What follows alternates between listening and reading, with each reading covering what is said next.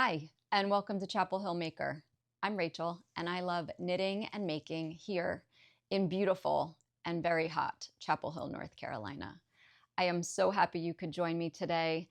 I have a million works in progress, and that is what I have come to discuss today. I started pulling out all of my whips and realized I need to get myself organized and figure out a course of action because I have so many that I'm running out of needles and cables. I don't know if I'll ever run out of project bags, but needles and cables are key. So if you would like to find me outside of YouTube, I would love to continue the conversation on Instagram or Ravelry. I am Chapel Hill Maker on both of those.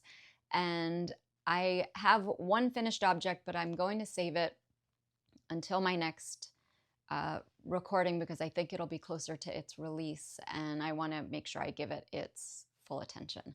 But other than that, I just have a million whips. So today I am wearing my We've Got Unfinished Business t-shirt by Shelly Can, the Knit It and Quit It Crafting Company. So I am wearing this because I mean business. I have to decide how I'm going to proceed. I've pulled everything out a little bit, but decided that I was going to just pile up all of my project bags and go through them with you here today. So this may be messy. I have no notes. So let's see what happens. I have two piles right here on either side of me, and I'm pretty sure this is all of the works in progress that I have. I went every corner, every shelf, and I pulled things out. Some of them are things I haven't touched in over a year. So maybe that's a sign too. But I would love for you to chime in. Do you have a lot of whips? Are you a monogamous knitter, which I used to be? You will see now that I can't claim that anymore. But anyhow, I'm going to grab.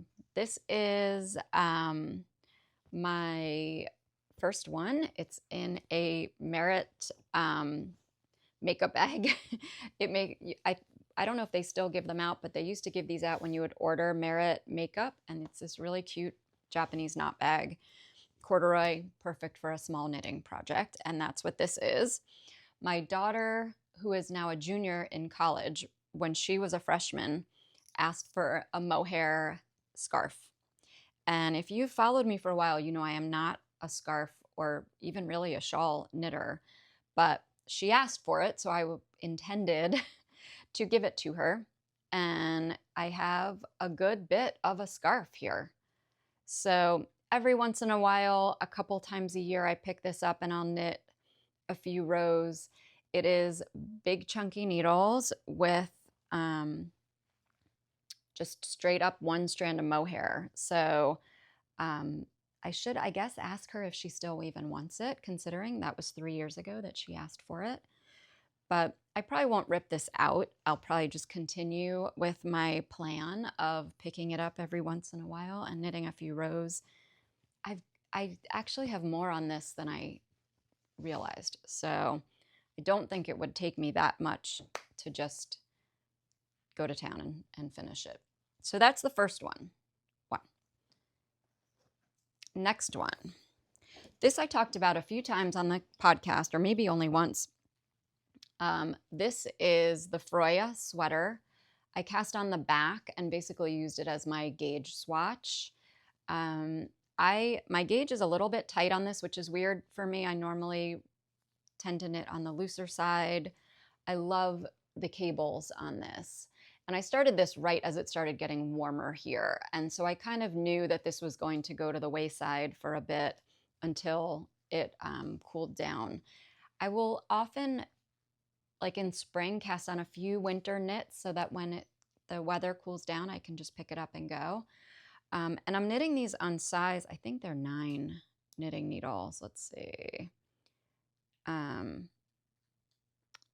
can't even, yeah, size 9 needles, and I'm using some Brooklyn Tweed Loft, I think it is, their fingering weight. I have a cone of it right there, And I'm holding it double with Cellar Dyeworks. I think it's their DK Alpaca, and it's a Alpaca single, and it's lovely. It's so soft. So I feel like the combination of these two is going to be great. It's still soft, but the loft brings in some like a little more rusticness, and hopefully it will also give it some structure for the cables. But I think, you know, I'm not going to make a decision on this because, like I said, I cast it on right as it started getting hot.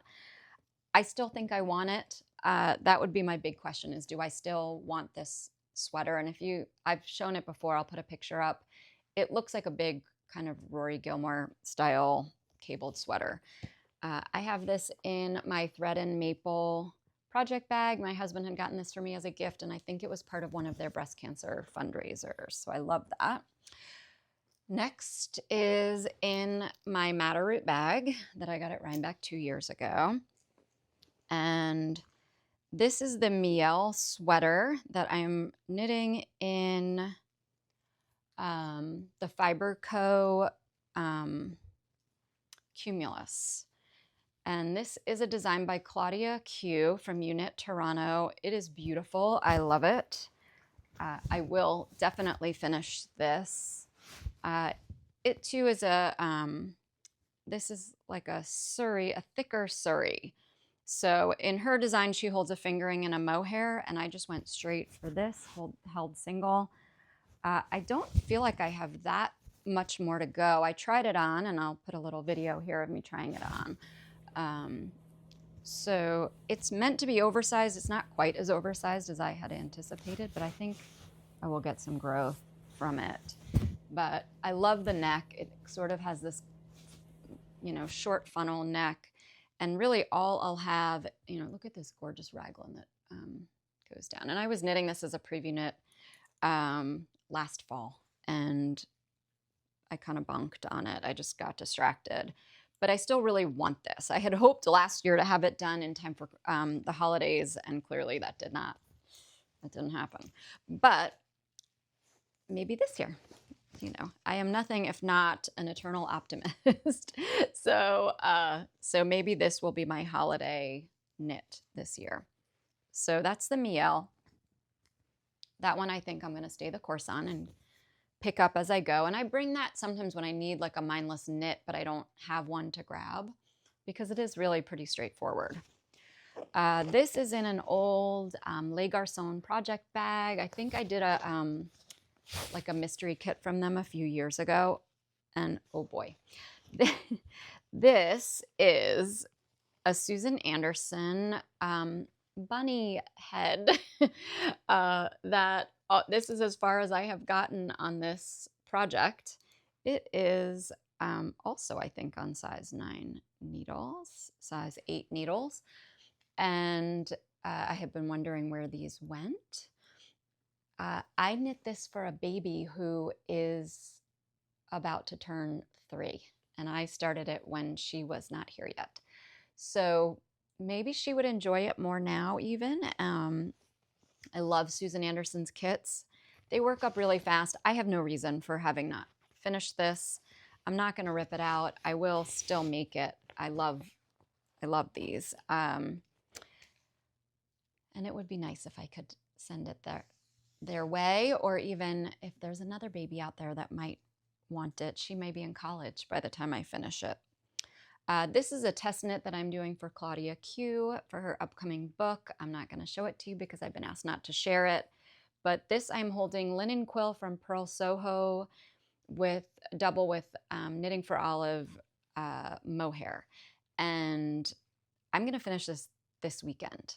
Mark my words. So that's on my list to bring with me to the mountains, which is what we're planning to do for the holiday this weekend. I can't remember if I said that or not because I restarted this video like a million times already. So that's what happens when I don't have any notes. Oh, and this is a very fancy project bag, as you can see. This is sort of what I put my knits in when I travel. I bought a bunch of these vegetable bags off of Amazon, and if I can find them, I'll link them in the show notes. But I use this to organize my yarn in my stash as well. So if I have a project planned, I put all of the yarn in one of these. They come in 3 different sizes.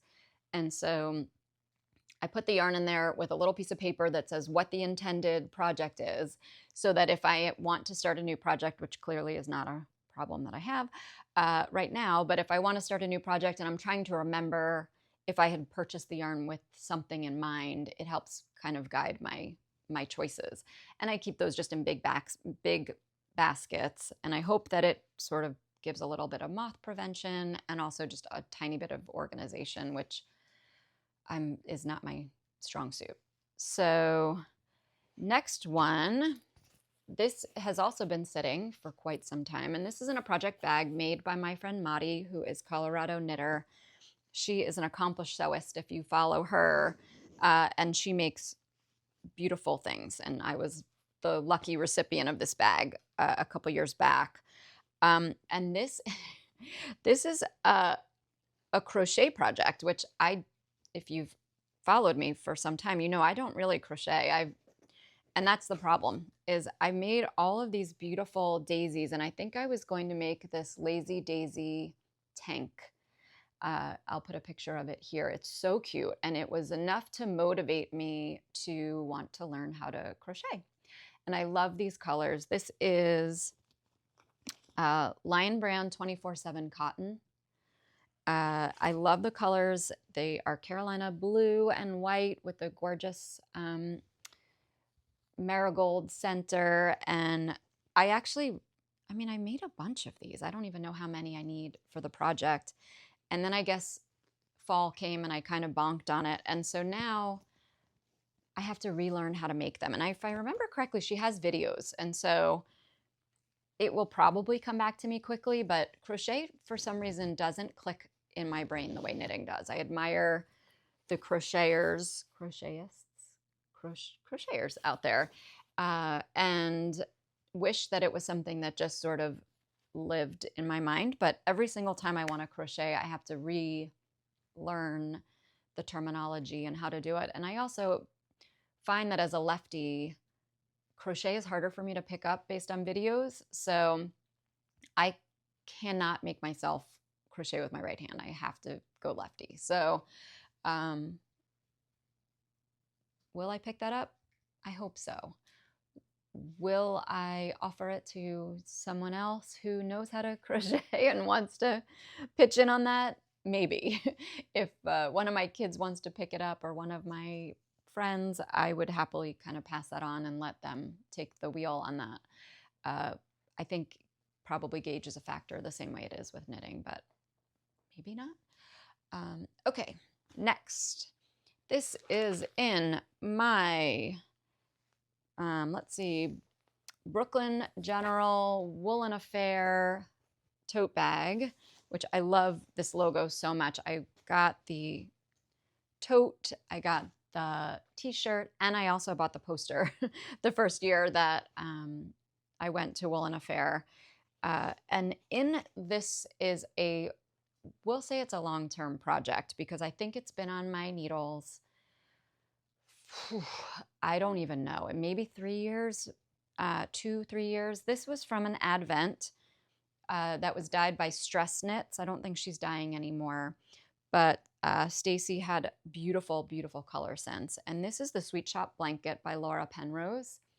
And I love this. Like, I want this to become a thing. I really do. For some reason, I don't reach for it, but I kind of would love for it to be something that I pick up and just do a square a week, or even if I did a square a month, it would be more than what I'm doing right now. It is I have an undyed, I think it's an MCN merino cashmere nylon sock yarn. And then all I did was, they're still in the advent. I wound them up, and I'm holding them all double. So I have high aspirations that someday this will be finished. You can tell it's been a while because these are on my Haya Sharps. I didn't I guess I probably needed the Chaogu needles that I had started on, or I knew that it was going to take me a long time. I love these Hayahayas. I wish they had a steel cable like Chaogu's, but I love the needles. I love the swivel. I find the join is not a problem. They were my first like kind of big girl set of interchangeable needles, and I still use them. So that's the Sweet Shop blanket. Again, I'm okay with it sort of living there. It's not haunting me, but I wouldn't mind if I could pick it up every once in a while. This one also I think is coming with me this weekend. I'm going to pick this up now that I have finished my test knit for Ashley.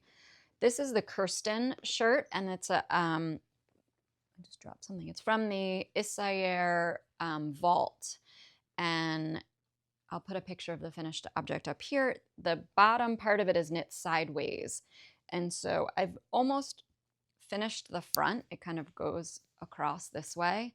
I will do a little notch there and then proceed with the back. So I think I have maybe like 2 or 3 stripes left to go till I'm under the underarm on the left side.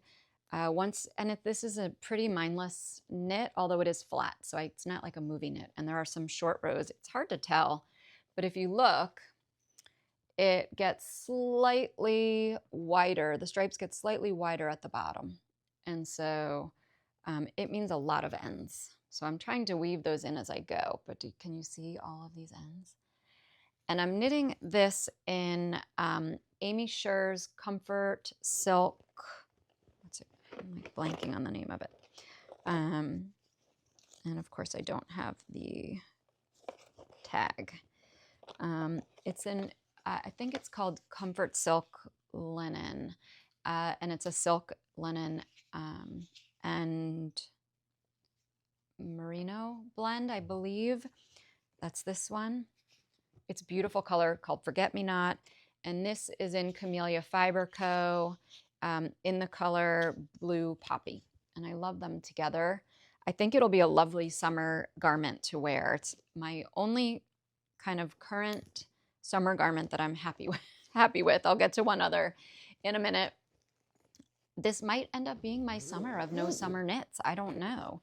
If you watched my other video on summer knits, you know I have a lot of t-shirts, so I don't feel pressure to knit more for the summer, but I do have a few sweater quantities of Senis Garnline, which I just adore. So I'm not going to write it off yet. It's still only the beginning of July. Next, in my other Madder Root bag that I love, even though Mary Poppins chewed the corner of it when she was a puppy, this is the Mokosh pullover by Teti Lutzak of Teti's Knit Garden. And I've shared this before as well. And sadly, I'm going to put a video up right here. I tried this on, I blocked it the other day just to see, and then I tried this on in my video and then at my knitting group, and the consensus is it is beautiful but way too big. So I think, and you can see even with having blocked, there's a good bit of puckering.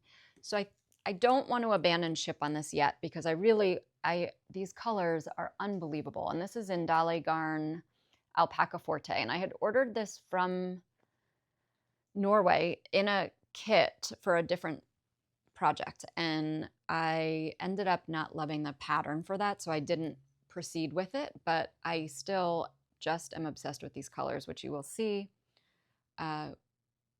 This color combination will make an appearance again in an upcoming whip, but it's huge. I don't even know what I did. My knitting got a lot looser once I finished I don't even think it got looser once I finished the color work, but I probably have 15 inches of positive ease on here, I would guess.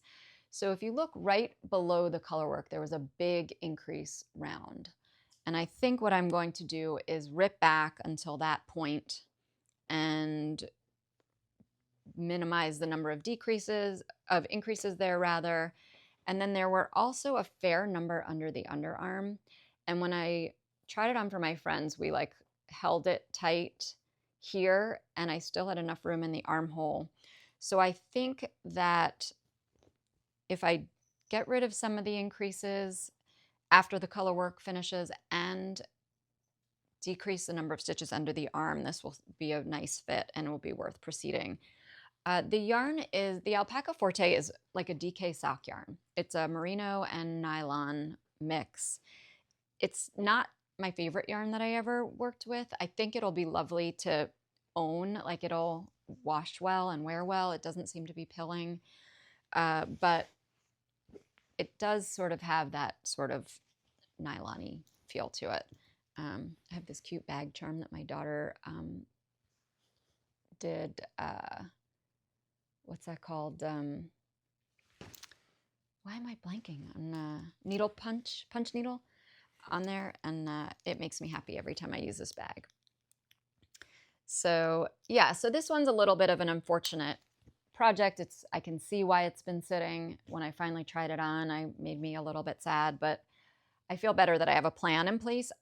The question is going to be, do I want to put the time aside for a project that's not sort of humming along? Okay, we're about 2/3 of the way done, I think, which I feel proud of. I'm trying to find victories where I can. This is, I've shared this on here before. This is a thread and maple project bag. It's a big old leather tote bag, which I love. This is one of probably my top 2 or 3 project bags that I reach for. And in this one, I have a project that I love, and it's so far so good on. Let's see, where's the front?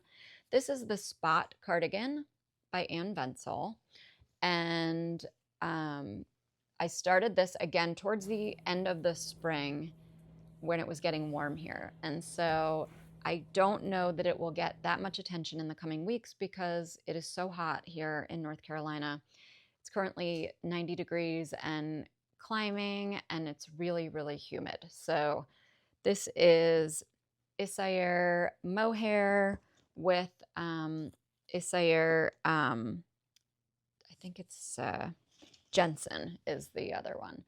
And so the white is held with mohair and Jensen, and then the green is just held single with the Jensen. And it is, every time I pick it up, I want to knit on it. It is gorgeous. This pattern is so cool. My goal is to have this done in time for Rhinebeck if I go. So I'm still on the fence about that. I'm leaning more towards going though. So I've put it sort of an arbitrary deadline on that. We'll see how that works out for me. Yeah, that's all I have about the Spot. I do love it. I sort of knowingly cast it on and put it aside. This one is another problem child. I have this in an old Woolens and Nosh Advent bag. I love like just a good canvas little sack. And this I brought with me when I traveled to Buffalo last week or 2 weeks ago, whenever that was. I cast this on kind of as my travel knit. And this is the Crescendo top by Sophie of the Knit Pearl Girl. And I've talked about her on this podcast before. She writes a really good pattern. I love it. She does not leave anything to the imagination. You know what to expect from her patterns, and I love it so much. I cast this on, and you can see here, I cast this on first. You're supposed to cast it on at the neck, and when I did that, for some reason, my neckline came out so tight, so I ended up having to rip it out. And I was getting ready to leave town, so I decided, you know what, I'm just going to cast it on below and start right at the chart, and I can pick up later and work my way up on the neckline, which I did. And I think this chart is so pretty. And I'm knitting this in, it's Rowan Viscolin, and it's a discontinued yarn, very similar to Sanis Garn Line. It's a DK weight. I got this actually at our local craft thrift store called the Scrap Exchange, and I was very excited to find a whole sweater quantity there of a really nice yarn. I like working with it. I don't have any complaints other than as I'm working on this, I decided, you know, the one type of garment that I tend to have fit issues with are circular yokes, and this is a circular yoke. And so she does include some short rows below the yoke to help with that, but the more I keep working on it, the more I'm sitting here feeling like it's sort of not the project for me. So I have pretty much decided that I'm going to frog this and put that viscolin back in stash for the right project. It may be another Farnham tee because that of hers fits so well. So yeah, so I'm a little bummed because I did spend a good bit of time working on this. I cast it on like 3 different times. I just had I got gauge, but then I just had a hard time getting started on it. And then I worked on it the whole time I was away. And I love having projects that when I travel, and then when it's like having another souvenir, right? After I've come home and I wear it, I remember that I had worked on it there. Unfortunately, that's not going to be this guy. But again, if you like a circular yoke tee, I strongly recommend it. It's an easy chart to follow. It's quick. And then after that, it's just straight old stockinette. Okay, next. This is in a Knit City Vancouver bag, which was gifted to me also by Maudie from Colorado Knitter.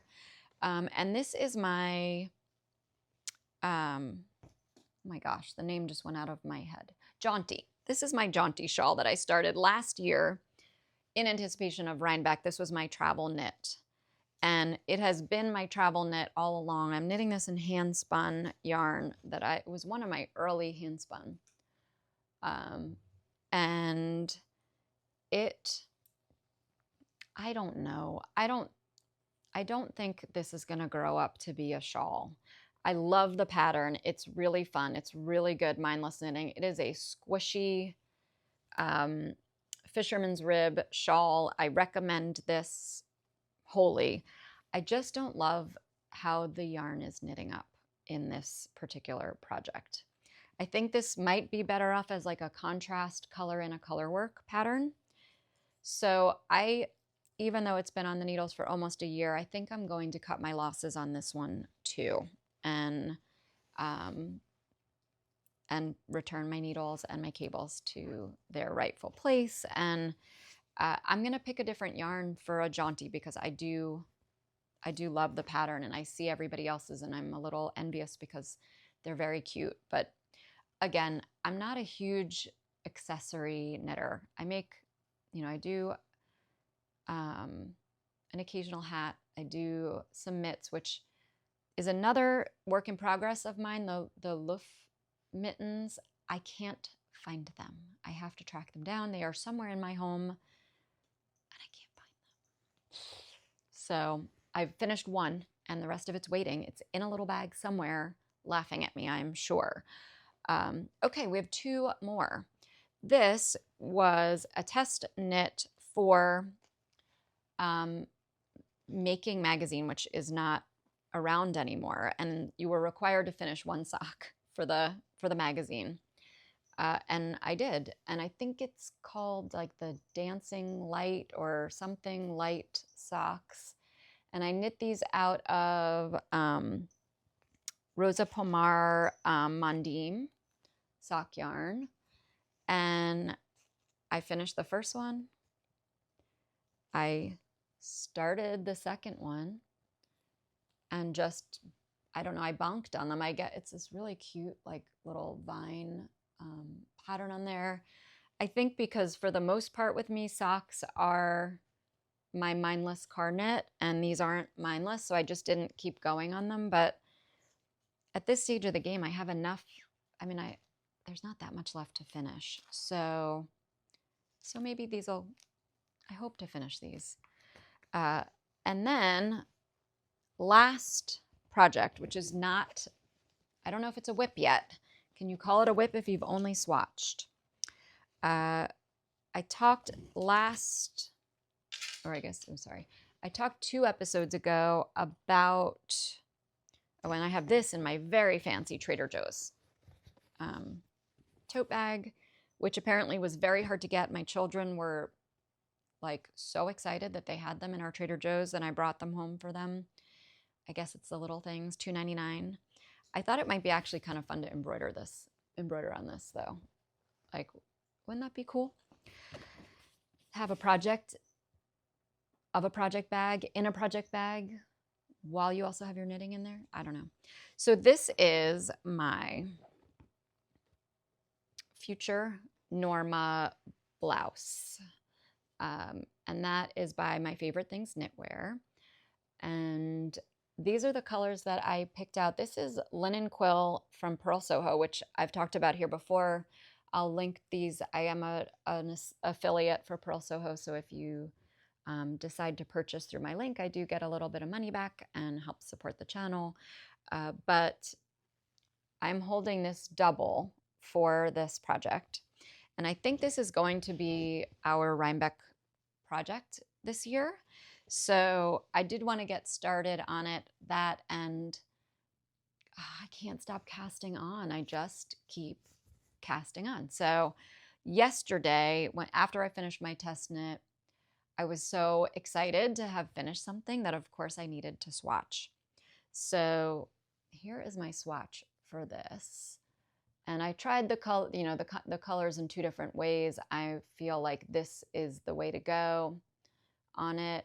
Close up, I don't mind this one, but it just gives a very different feel. And so from far away, all you see are the green stripes. So I think I'm going to go with this version. And it really makes a lovely fabric held double. And Linen Quill is, I think, Peruvian wool, alpaca, and linen. I don't have the label here with me. I don't think, no. But I feel like this is like one of my favorite workhorse yarns. Held single, it's like a fingering to lace weight. The yardage is unbelievable. And I would say every couple months or so, they go on sale and you can get a skein of it for $14, I think I got these for. I had a bunch of this oatmeal gray heather in stash, so I didn't have to buy that. And then I had, this is fresh pickle green and cerulean, light cerulean blue. So I'm really excited about casting this on. I feel like it'll sort of scratch that color work itch with enough kind of mindless knitting time too that will strike a good balance. So yeah, so some of my other travel buddies have already finished theirs or started theirs, and so I'm excited to sort of knit that along with them. And I think I did it. I think that's all of them. I mean, that's all of them. I feel like it's one of those where you could say that line in a million different ways. I think that's all of them, or I think that's all of them. So depending on how I say it, it gives it less weight, but it's a lot. It's a lot of works in progress. And so I think I came away here with 2 that I'm going to frog, 1 that I'm going to have to rip back and fix, 3 that I'm going to bring with me to travel this weekend and see what I get done on. That's the Norma, the Kirsten, and my test knit for Claudia. And then a few that are going to just keep hanging out until I'm ready. I have made a few acquisitions in the last couple of weeks, one of which is a project that I really would love to cast on soon. And that is, which, I mean, do I have any business saying that I need to cast something on soon? But I bought this book called Knitted Animal Friends, and look inside at this. If you follow the UNC Tar Heels, you know this looks exactly like our mascot Ramses.